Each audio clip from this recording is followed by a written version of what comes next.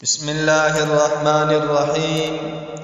سامعین محترم، اللہ جل جلالہ نے ہر انسان میں خواہشات کا مادہ رکھا ہے، چاہے وہ مرد ہو یا عورت ہو۔ انسان جب جوانی کو پہنچتا ہے، چاہے وہ مرد ہو یا عورت ہو، ایک خاص قسم کی مستی اور خواہشات اس کے اندر ابھر آتی ہیں۔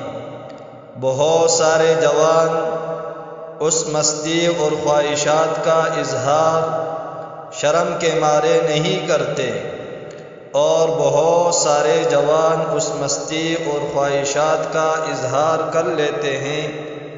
سامعین محترم، بہت سارے نوجوان ناجائز طریقوں سے اپنا خواہشات پورا کرتے ہیں، جو کہ ناجائز، حرام اور گناہ کبیرہ ہے، اور بہت سارے جوان اپنے خواہشات جائز طریقے سے پورا کرتے ہیں، یعنی نکاح کرتے ہیں، اور یہ انبیاء علیہم السلام کی سنت متواترہ ہے۔ اور نکاح کرنا عین عبادت ہے۔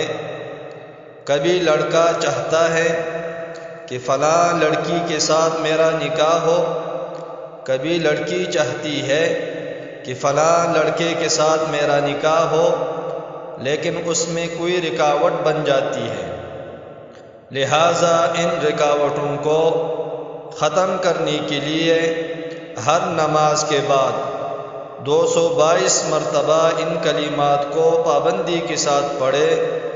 انشاءاللہ ہر قسم کی رکاوٹ اور بندش دور ہو جائے گی، اور وہ کلمات مبارکہ یہ ہے: یا اللہ، یا لطیف، یا رحیم،